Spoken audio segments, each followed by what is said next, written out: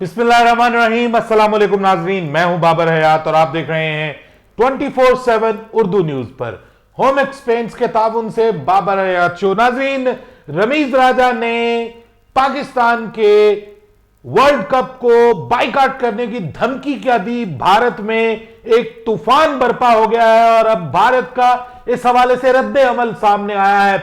रमीज राजा की धमकी काम कर गई है और भारत के एक बड़े ओहदेदार की जानिब से एक रद्द अमल सामने आया है। इसके ऊपर आज के इस प्रोग्राम में बात करेंगे और फिर बात करेंगे कि पाकिस्तान के साबिक कप्तान वसीम अकरम ने बाबर आजम के ऊपर एक बड़ा इल्जाम लगा दिया है।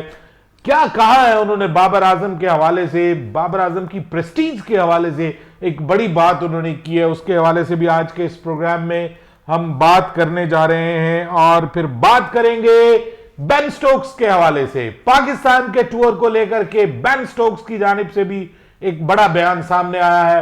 और फिर हम ये बात भी करेंगे कि बस अब चंद घंटों बाद इंग्लैंड की टीम सरजमीन पाकिस्तान पर कदम रखेगी एक तारीखी टेस्ट सीरीज के लिए। तो क्या हम इस टेस्ट सीरीज के लिए तैयार हैं, इसके ऊपर भी बात करेंगे तफसील के साथ। लेकिन आगे बढ़ने से पहले आपसे गुजारिश कि अगर आप हमारे नए व्यूअर हैं तो प्लीज हमारे इस चैनल को जल्दी से कर लीजिएगा सब्सक्राइब और बेल आइकन को पुश करना मत भूलिएगा। मुझे फॉलो कीजिए इंस्टाग्राम पे @बाबरहयात शो और हमारे पेज को फेसबुक पे लाइक कर लीजिएगा। तो सबसे पहले तो बुरी खबर है मोहम्मद आमिर के फैंस के लिए कि वो अब मोहम्मद आमिर को T10 लीग में खेलते हुए नहीं देख पाएंगे, क्योंकि T10 लीग में उन्हें पाकिस्तान क्रिकेट बोर्ड ने फाइनली एनओसी जारी नहीं किया। और वो जो उम्मीद लगाए बैठे थे कि शायद पीसीबी को तरस आ जाए और पीसीबी उनको एनओसी जारी कर दे, वो भी उम्मीद अब टूट गई है। और अब उनकी जो फ्रेंचाइज है उसने भी उनको बाय बाय टाटा कर दिया है और अब पाकिस्तान वापस आ गए हैं। और यूं उनकी एक अच्छी खासी कमाई का जो जरिया है, जिसके बारे में वो अक्सर कहा करते थे कि वो लीग्स में बहुत इंजॉय कर रहे हैं, तो अब उनकी इंजॉयमेंट जो है उसको एक बड़ा धचका लगा है।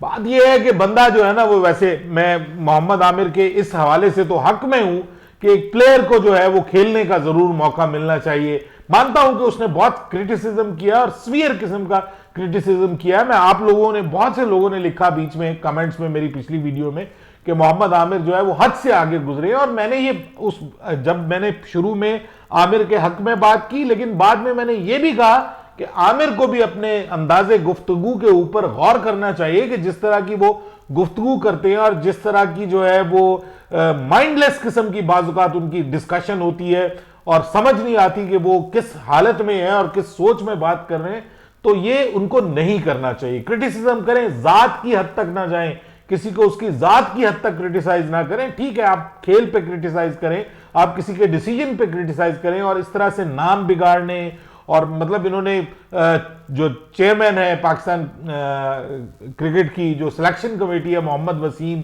उसके हवाले से भी उन्होंने मतलब बड़े अजीबो गरीब अल्फाज इस्तेमाल किए थे, घटिया किस्म के अल्फाज इस्तेमाल किए थे। तो ये जो सारी चीजें हैं ये ऑब्वियसली कोई भी क्रिकेट बोर्ड इनको एक्सेप्ट नहीं करेगा। लेकिन फिर भी मैं ये कहता हूं कि पाकिस्तान क्रिकेट बोर्ड को फिर भी हिम्मत करनी चाहिए थी, हौसला करना चाहिए था और किसी क्रिकेट की रोजी रोटी को जो है ना वो खत्म नहीं करना चाहिए। और क्रिकेटर को भी मैं समझता हूं कि ये बहरहाल ये उनके लिए एक मैसेज भी है, एक पैगाम भी है कि जब आपने किसी इदारे के से आपको ताल्लुक है, आपको मतलब है किसी इदारे से, तो आपको उस इदारे की प्रेस्टीज, उसकी इज्जत, उसका एहतराम, उसका ख्याल रखना चाहिए। ठीक है, आपको उसके बहुत सारी चीजों से इख्तलाफात हो सकते हैं, बहुत सारे खिलाड़ी ऐसे हैं कि जिनको इख्तलाफात है, लेकिन उसके बावजूद वो सिस्टम से नहीं निकलते। मोहम्मद आमिर तो सिस्टम से ही बाहर निकल गया ना, अब तो ये सिस्टम से ही आउट हो गया।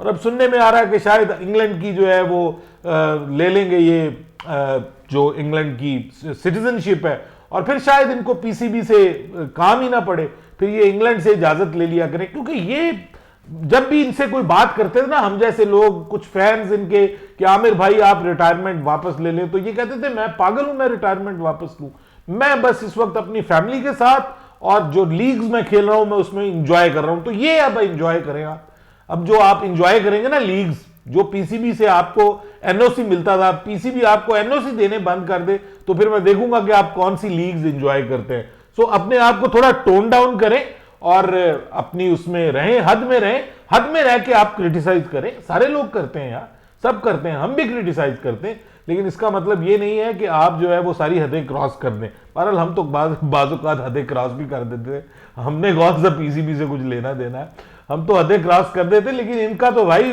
मामला चल रहा है ना, काम वहां पे चलता है, तो फिर ये जो है वो फिर अपनी हद में रहना चाहिए। बहरहाल रमीज राजा साहब ने जनाब मारी है बड़ी, जिसको कहते हैं ना बुलंद वाला शॉट, बड़ा छक्का मारा है उन्होंने और जोर का झटका लगा है भारत में। कल से उन्होंने जब से बयान दिया, भारत में आग लगी हुई, यकीन करें ऐसी मिर्चें लगी हुई हैं कि समझ नहीं आ रही उनको कि हमारे साथ किया क्या है। ओवरऑल पूरे मीडिया के ऊपर बात हो रही है, सोशल मीडिया के ऊपर भी ये मौजूद बहस बना रहा। पाकिस्तान के क्रिकेट फैंस जो है वो रमीज राजा के हक में बहुत ज्यादा उन्होंने ट्वीट्स किए हैं, सोशल मीडिया पे बड़ी सरगर्मी नजर आई है और उन्होंने बड़ा बहादुर करार दिया है रमीज राजा को। और दूसरी जानिब भारतीय जो क्रिकेट फैंस हैं वो उनका अपना मौक़िफ़ है, वो कहते हैं कि पाकिस्तान की इतनी औकात नहीं है कि वो ये करे। वो रमीज राजा साहब के एक बयान को वजह बनाते हैं कि आपके चेयरमैन साहब साथ तो ये कहते हैं कि पाकिस्तान क्रिकेट बोर्ड चल ही इंडिया के पैसे से रहा है, और ऊपर से अब आप ये कह रहे हैं कि जी हम जो है वो इंडिया नहीं आएंगे, तो ये कैसे हो सकता है? ये खुला तेजाद नहीं। तो मुझे लगता है कि शायद कुछ कोई सियासी नोयत का ये बयान है रमीज राजा का। शायद जैसे कुछ सियासी जमातें होती है ना, वो कोई बयान ऐसा देती हैं कि यार मैं ऐसा कोई शुरली छोड़ दूं कि मेरी पिछली जो चीजें हैं उनके ऊपर से लोगों की नजर हट जाए, मेरी गलतियों के ऊपर से नजर हट जाए। वो तवज्जो हटाने के लिए जो काम किया जाता है और सारा सोशल मीडिया उसी की जानिब चल पड़ता है। तो मुझे लगता है कि ऐसा कुछ इन्होंने भी किया, क्योंकि इनके ऊपर भी बड़े तीर और तलवार कसे हुए थे अवाम ने, और अब अचानक अवाम पाकिस्तान जिंदाबाद, रमीज राजा जिंदाबाद के नारे लगाना शुरू हो गए, तो रमीज राजा खुश हो रहे हैं। लेकिन बात यह है कि जो सिचुएशन है ना, उसमें रमीज राजा के लिए आसानी नहीं है, ये मैं आपको बता रहा हूं। रमीज राजा जो है वो अपने ओहदे से फारिग हो सकते हैं, ये अब इनके लिए भी बुरा वक्त स्टार्ट हो सकता है और ये अपने ओहदे से फारिग हो सकते हैं। बहरहाल उसके लिए हमें इंतजार करना पड़ेगा। भारत के वजीर खेल की जानिब से अब बयान सामने आया है, अनुराग ठाकुर उनका नाम है और बीजेपी के वो वफाकी वजीर हैं, वहां पर फेडरल मिनिस्टर हैं, और उन्होंने ये कहा है कि जनाब वक्त का इंतजार कीजिए, मुनासिब वक्त का इंतजार कीजिए, भारत को आप इग्नोर नहीं कर सकते। भारत बहुत बड़ी ताकत है खेलों की दुनिया में और आप भारत को इग्नोर नहीं कर सकते। उन्होंने कहा कि wait for the best time, यानी जब मुनासिब वक्त आएगा उस वक्त पता चलेगा कि कौन क्या फैसला करता है। और मुझे लगता है कि उनके इस बयान में भी थोड़ा गुरूर है और वो ये बताना यही चाह रहे हैं कि जनाब हमारी क्रिकेट ये और हमारी क्रिकेट वो। अनुराग ठाकुर साहब, आपकी क्रिकेट ये वो जो भी है, आईपीएल आप करवा लें। फिर बात ये ना कि ये जो अगर पाकिस्तान नहीं होगा ना वर्ल्ड कप में, तो फिर तो वो आईपीएल होगी ना। और आईपीएल ठीक है, आपके अपने मुल्क में लोग देखते हैं, बाहर कितने लोग देखते हैं आईपीएल को, सारी दुनिया को पता है। जितनी लंबी वो शैतान की आंख की तरह इतनी लंबी कर दी आपने, अब तो और भी बहुत कम लोग देखेंगे उसको। लेकिन ये बात जो आप कर रहे हैं ना कि जी हमारा क्रिकेट जो है और ये और वो, आपको दुनिया के साथ चलना पड़ेगा। अगर आप दुनिया को रिस्पेक्ट नहीं देंगे तो आपको भी रिस्पेक्ट नहीं मिलेगी, और यही होगा फिर आपके साथ जो पाकिस्तान ने कहा। और पाकिस्तान ने बिल्कुल जायज बात की है कि आप आए पाकिस्तान में। अब इंशाल्लाह कल इंग्लैंड की टीम पाकिस्तान आ रही है, उसके बाद फिर नेक्स्ट मंथ में दिसंबर में न्यूजीलैंड की टीम दोबारा आएगी, पाकिस्तान खेलेगी। तो आपको क्या प्रॉब्लम है? फिर आपने आईसीसी के इवेंट के लिए 2025 में आना ही आना है पाकिस्तान में, तो why not? Asian cricket council के लिए भी आ जाएं, एशिया कप के लिए भी आ जाएं, तैयारी अच्छी हो जाएगी। तो आई थिंक सो। तो मेरा जहां तक ख्याल है कि दोनों साइडें जो है वो अभी कुछ ना कुछ सोचेंगी। अभी बहुत वक्त बाकी है, मेरे दोस्त, पिक्चर अभी बाकी है। तो अभी मेरे ख्याल में दोनों ने ये जो बंदूकें चलाई हैं ये हवाई फायर ही है, इसका कुछ होने वाला नहीं है। जब वक्त आएगा, ये बिल्कुल बात ठीक की है अनुराग ठाकुर ने कि जब वक्त आएगा तो देखेंगे। दूसरी जानिब हमारे वसीम अकरम साहब ने शुर्लियां छोड़ी हैं जी नई, और पटाखे भी मारे हैं कुछ। वो मुझे लगता है वो कुछ तो बगैर आवाज के पटाखे चल गए, उनके ठुस हो गए उन पटाखों में एक पटाखा उन्होंने अपनी आने वाली किताब में कहा है कि बाबर आजम उन खिलाड़ियों में से है कि जो सिफारिश से आए।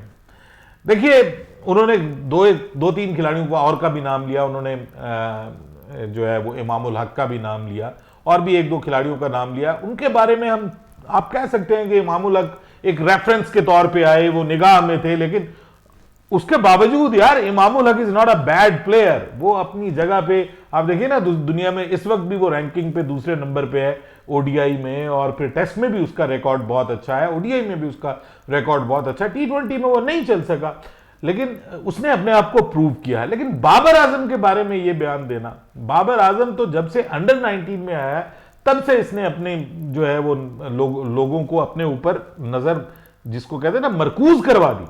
लोगों की का मरकज़े निगाह बन गया था ये, और वो अपने टैलेंट से ऊपर आया है। उसके जो रिश्तेदार हैं वो तो मुझे नहीं लगता कि उसको सपोर्ट करने वाले होंगे। पहले शुरू में मुमकिन है कि उसको सामने लेकर के आए होंगे, और लोगों को ये पता होगा कि यार ये कामरान अकमल का कजन है, ये उमर अकमल का कजन है, तो ये थोड़ी बहुत मतलब वो जिसको कहते हैं ना कि वो फिर आम लोगों से थोड़ा बंदा हट जाता है और लोगों की तवज्जो में आ जाता है। लेकिन बात यह है कि फिर भी आई डोंट थिंक सो कि उन्होंने कोई इनको सपोर्ट किया होगा, उनका नाम जरूर इनके लिए इस्तेमाल हुआ होगा। बाकी ये है कि बाबर आजम अपने उसकी वजह से आया। बाकी उसने, वसीम अकरम ने अजीबोगरीब किस्म की हरकतें की हैं कि जी सलीम मलिक जो है वो बड़ा ही नेगेटिव माइंडेड आदमी है, ये मुझे जो है वो कहता था सलीम मलिक के मेरे गोडे कुटो, मेरे गिट्टे कुटो, मेरे जो है वो जूते पॉलिश करो, मेरी मालिश करो, मसाज करो। अच्छा, इस किस्म की हरकतें उन्होंने की जी कि मुझे अपना गुलाम समझता था, और फिर उन्होंने कहा कि हम कोई गुलाम है तो उन्होंने कहा कि जी मैंने गुलामी करने से इनकार कर दिया। फिर कहता है रमीज राजा स्लिप में इसलिए खड़ा होता था क्योंकि इसके अब्बू कमिश्नर थे।